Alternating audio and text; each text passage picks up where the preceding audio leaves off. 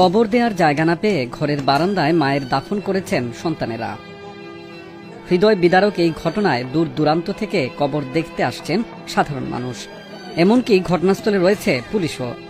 এমন ঘটনা ঘটেছে ভোলার দৌলত খান উপজেলার দক্ষিণ জয়নগর ইউনিয়নের ১ নম্বর ওয়ার্ডের আজিমুদ্দিন সর্দার বাড়িতে। মৃতের নাম জাবেদা খাতুন।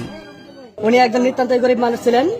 উনি মারা যাওয়ার পর সন্ধ্যা ৬টায় যখন মারা গেছে, ওনার বাড়ির যারা আত্মীয় স্বজন আছে কেউ ওনার কাছে এগিয়ে আসে নাই, এমনকি ওনার মেয়ে আর মেয়ের জামাই ছাড়া ওনার পাশে কেউই ছিল না সারা রাত্র। যখন সকালে গ্রামবাসী আসলো ওনার দাফনের ব্যবস্থা করার জন্য, তখন ওনার যে বাসর আছে ওনাকে জায়গা দেওয়ার জন্য কয়েকবার রিকোয়েস্ট করার পরও উনি সেটা জায়গা দিতে সম্মত প্রকাশ করে নাই। তখন ওনার যেহেতু গর্বিটা ছাড়া অন্য কোনো জমি নাই, এই কারণে এলাকাবাসী ক্ষিপ্ত হয়ে ওনাকে ওনার গর্বিটাই চিরনিদ্রায় শায়িত করার জন্য কবরস্থানের ব্যবস্থা করছে। স্থানীয়রা জানান, জাবেদা খাতুনের ছেলে রফিজুলের সঙ্গে তার চাচাতো ভাই রফিকের সঙ্গে দীর্ঘদিন ধরে ভিটে বাড়ির জমি নিয়ে দ্বন্দ্ব চলছিল। ২ জুলাই সন্ধ্যার দিকে জাবেদা খাতুন মারা গেলে তাকে রফিকের পারিবারিক কবরস্থানে দাফন করতে গেলে তারা বাধা দেন। এলাকাবাসী ও মৃতের স্বজনেরা অনুরোধ করলেও রফিক ও তার পরিবারের সদস্যরা তা শোনেননি। পরে কোনো জায়গা না পেয়ে ঘরের বারান্দা খুঁড়ে মেঝেতেই দাফন করেন বৃদ্ধাকে।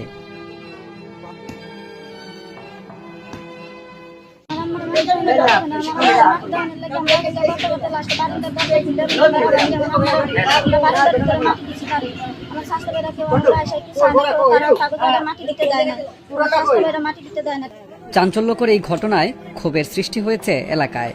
৪ জুলাই সকাল থেকে দুপুর পর্যন্ত কবর দেখতে বিভিন্ন এলাকা থেকে রফিজুলের বাড়িতে ভিড় করেছেন স্থানীয়রা।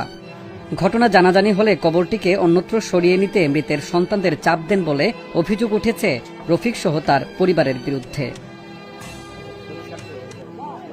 এই বিষয়ে জানতে চাইলে দৌলত খান থানার ভারপ্রাপ্ত কর্মকর্তা সত্যরঞ্জন খাসকেল বলেন, আমি এখানেই রয়েছে, অনেকেই কবরটিকে সরিয়ে নেওয়ার জন্য বলছেন।